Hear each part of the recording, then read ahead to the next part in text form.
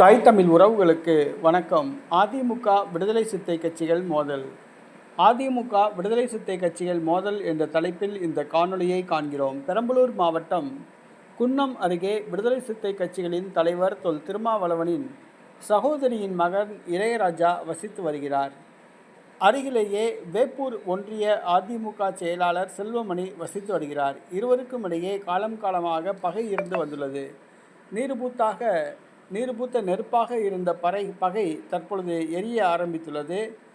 இதனால் அடிக்கடி மோதல் ஏற்பட்டு வந்த சூழ்நிலையில் நேற்றைய தினம் 8 வீடுகள் சூறையாடப்பட்டன. இருசக்கர வாகனங்கள் தீயிட்டு கொளுத்தப்பட்டுள்ளன. மிதிவண்டிகள் சேதப்படுத்தப்பட்டுள்ளன. இதனால் அந்த ஊரில் காவல்துறை குவிக்கப்பட்டுள்ளது. காவல்துறை சமாதான பேச்சுவார்த்தை நடத்தி வருகிறது. ஆனால் சமாதானம் ஏற்படுவது போன்று தெரியவில்லை. இதனால் அங்கு பெரம்பலூர் மாவட்டத்தில் இளையராஜா அவர்களுடைய கிராமத்தில் பதற்றம் ஏற்பட்டுள்ளது.